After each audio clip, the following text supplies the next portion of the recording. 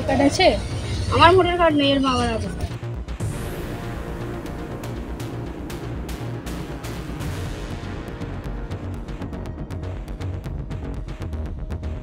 New টাউনে অনুপ্রবেশকারীদের দৌরাত্ম্যে ফের তৈরি হয়েছে চাঞ্চল্য। এক সময়ের পরিকল্পিত ও সুরক্ষিত এই শহর আজ ধীরে ধীরে অনিয়ন্ত্রিত প্রবেশ আর বেআইনি দখলের শিকার। স্থানীয় বাসিন্দারা অভিযোগ করেছেন, গত কয়েক মাসে বেআইনি বসবাসকারীর সংখ্যা চোখে পড়ার মতো বেড়েছে।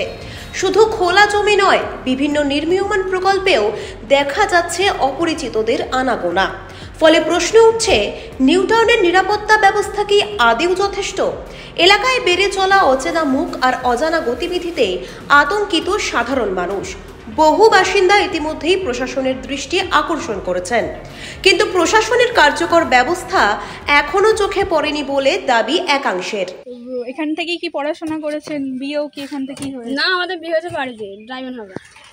হঠাৎ করে এখানে এসে থাকা? হ্যাঁ। আর ছেলে মেয়ে আছে? ওই তো একটা ছেলে। তো এইভাবে জীবন চলছে, মানে কোনো সরকারি সাহায্য পান আপনারা? আর তার সাথে কোনো আধার কার্ড, মানে পড়াশোনা কিভাবে পড়াশোনা করেছেন? হ্যাঁ, পড়াশোনা করেছে। পড়াশোনা করেছেন? হ্যাঁ। কত দূর পড়েছেন? নাই, এখানেই পড়েছেন তো? আধার কার্ড ভোটার কার্ড ছিল? এখানে পড়েছি। আমার বাবার বাড়ি রাজারহাট। আমার বাবার বাড়ি হচ্ছে রাজারহাট, আমার শ্বশুর বাড়ি হচ্ছে ডায়মন্ড হারবার, এই আমতলা। এখানে কর্মসূত্রে আসা, বিবাহ সূত্রে? হ্যাঁ।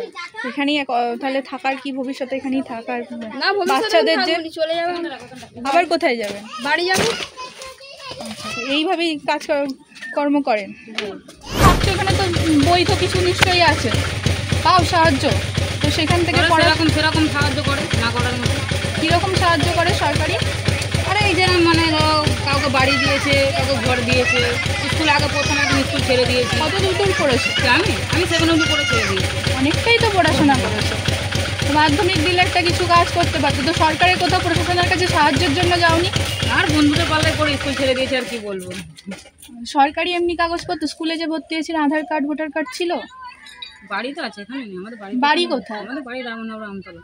ওখান থেকে এখানে কোন ছোটবেলায় চলে এসেছো? না, আমি এসেছি, আমার তখন ধরো না, আমার তো এখন বয়স 16, আমি 1 বছর হয়েছে এখানে এসেছি। এখানে বড়দারা থাকে, মেজো ভাই থাকে, ফ্যামিলিও থাকে।